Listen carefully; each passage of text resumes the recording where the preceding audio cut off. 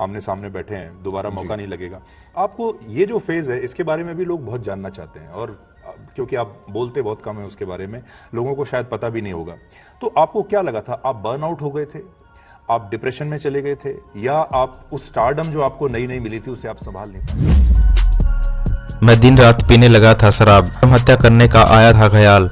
Depression के दिनों को याद करते हुए भावुक हुए कपिल शर्मा। कॉमेडी किंग कपिल शर्मा ने आज तक के सीधे बात कार्यक्रम में, पसंदीदा कार्यक्रम सीधी बात में, कॉमेडी के बादशाह और एक्टर्स कपिल शर्मा ने सुधीर चौधरी से बातचीत की है। कपिल ने इस बातचीत के दौरान अपनी आने वाली फिल्म जुगाटो को, कपिल शर्मा शो और निजी जिंदगी के बारे में कई किस्से साझा किए हैं। उन्होंने बताया है कि उनकी जिंदगी में एक ऐसा वक्त आया था जब वो आत्महत्या करना चाहते थे।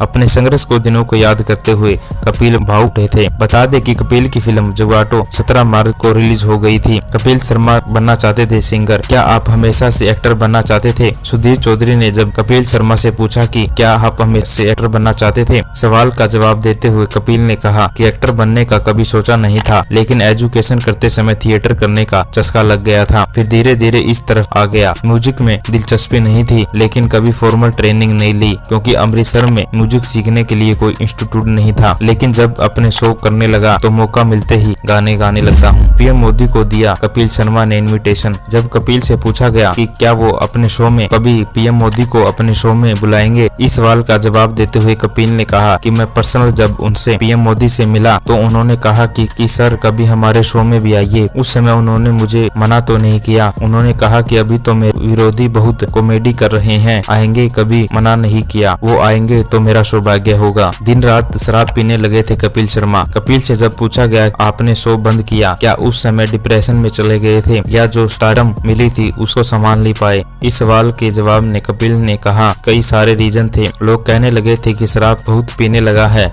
लेकिन शराब रीजन नहीं था। लोगों को पता नहीं होता कि सामने वाला डिप्रेशन में है, इससे उभरने के लिए शराब पीने लगा था। जब नशा रहता तब तक लगता था कि सब ठीक है, लेकिन नशा खत्म होते ही चीज वैसे की वैसे हो जाती थी। सुसाइड का आता था ख्याल, सुसाइड के भी ख्याल आते थे। लगता था कि कोई नहीं है अपना, न कोई ख्याल रखने वाला है, कौन मतलब के लिए जुड़ा हुआ है।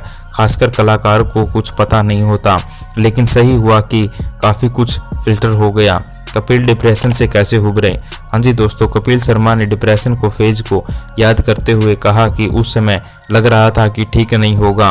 1.5 साल हो गए थे, लेकिन चीजें नहीं बदली। तब मेरी होने वाली वाइफ गिन्नी मुझे यूरोप ले गई। वहाँ उन्होंने मुझे सड़कों पर घुमाया और कहा कि देखो तुम आम आदमी हो और बेकार में ज्यादा प्रेशर लेकर बैठे हो। फिर धीरे धीरे दिमाग की परतें खुलने शुरू हो गई। तब लगा कि क्या मैं कर पाऊंगा। उस समय शाहरुख खान ने भी मुझे काफी समझाया था।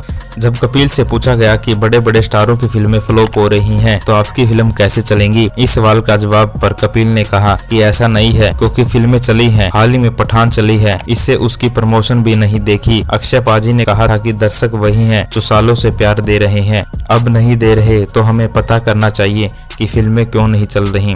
कभी किसी का सहारा नहीं लिया। कपिल शर्मा 300 करोड़ की संपत्ति के मालिक हैं।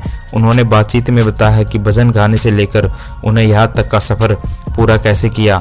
कभी किसी का सहारा नहीं लिया, आगे जिसमें मेरा मन लगेगा मैं वो काम करूंगा। हाँ जी दोस्तों, कपिल शर्मा के संघर्ष के बारे में आपकी क्या राय है, हमें कमेंट बॉक्स में जरूर बताएं, और ऐसी अपडेट्स पाने के लिए हमारे बॉलीवुड इन्फी को सब्सक्राइब जरूर करें।